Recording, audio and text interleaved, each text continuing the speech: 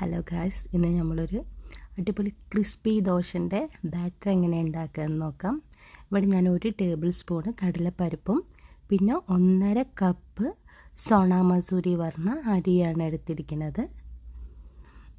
അതായത് 1/2 കപ്പിൻ്റെ 3 ഇത്. എന്നിട്ട് വെള്ളം ഒഴിച്ചിട്ടുണ്ട്. പിന്നെ നമ്മുടെ തുവരപ്പരിപ്പ് അതും 1 ടേബിൾ സ്പൂണ്. കടലപ്പരിപ്പും തുവരപ്പരിപ്പുമാണ് 1 ടേബിൾ സ്പൂണാണ് എടുത്തിരിക്കുന്നത്. അത് നന്നായിട്ട് 2-3 പ്രാവശ്യം വാഷ് ചെയ്തിട്ടുണ്ട്.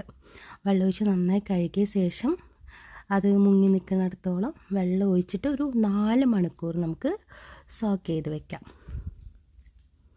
നന്നായിട്ട് ഇളക്കി ഇതാക്കി വെക്കാം. അതിന് ശേഷം നമ്മൾ ഒരു 1/2 കപ്പ് ഉഴുന്നാണ് എടുത്തിരിക്കുന്നത്. ഞാനിവിടെ വെള്ള ഉഴുന്നാണ് എടുത്തിരിക്കുന്നത്. അത് ഇതുപോലെ 2-3 പ്രാവശ്യം വാഷ് ചെയ്തിട്ട് നല്ല വെള്ളം ഒഴിച്ചിട്ട് അത് ഇതേപോലെ നമുക്ക് സോക്ക് ചെയ്ത് വെക്കണം ഒരു 4 മണിക്കൂർ. അതിൻ്റെ കൂടെ ഞാൻ കുറച്ച് ഉലുവയും കൂടി ഇട്ടിട്ടുണ്ട്. പിന്നെ 1/4 കപ്പ് അവിലാണ് എടുത്തിരിക്കുന്നത്. അത് നമ്മൾ ഇപ്പോൾ ഒരു പാത്രത്തിലാക്കി വെച്ചിട്ടുണ്ട്. ഇത് അരയ്ക്കണ 1 മണിക്കൂർ മുന്നെയാണ് നമ്മളിത് സോക്ക് ചെയ്യേണ്ടത്. അവൽ പിന്നെ വേഗം കുതിരുമല്ലോ. അപ്പോൾ നമ്മൾ ഇതൊക്കെ ഒന്നാകുന്ന സമയത്ത് നമ്മളത് കുതിർക്കുക. ഇപ്പം ഞാൻ ഫസ്റ്റ് ഇവിടെ കുതിർന്ന് വന്നിട്ടുള്ള ഉഴുന്നുണ്ടല്ലോ, ഉഴുന്നാണ് ഫസ്റ്റ് ഞാൻ അരച്ചെടുക്കണത്. നല്ല മിക്സിൻ്റെ ജാറിൽ ആ കുറച്ചെല്ലാം ഉഴുന്നെടുത്തിട്ടുള്ളൂ. അത് ഫുള്ളിട്ടിട്ട് നന്നായിട്ട് അരച്ചിട്ടുണ്ട്. വെള്ളത്തിൻ്റെ അളവ് കുറച്ചാണ് എടുത്തിരിക്കുന്നത്. അതായത് ഉഴുന്നിനേക്കാളും സ്വല്പം മുകളിലായിട്ടാണ് ഒഴിച്ചിരിക്കുന്നത്. അതുപോലെ നന്നായി ഫൈൻ പേസ്റ്റായിട്ട് അരച്ചെടുത്തിട്ടുണ്ട്.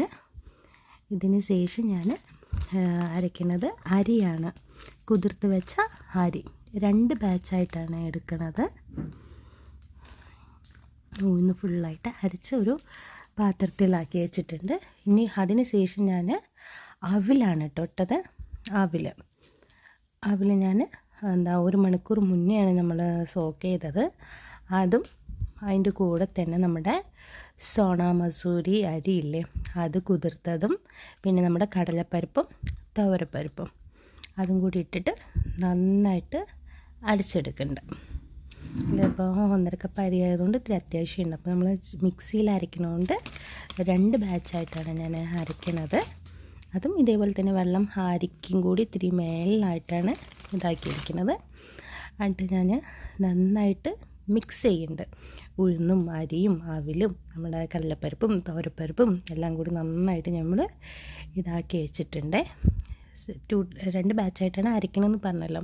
അപ്പോൾ എല്ലാം സെറ്റാക്കി വെച്ചിട്ടുണ്ട്. എന്നിട്ട് ഞാൻ അങ്ങനെ ഓവർനൈറ്റ് അങ്ങനെ ക്ലോസ് ചെയ്ത് വെച്ചിട്ടുണ്ട്. ഇതിപ്പോൾ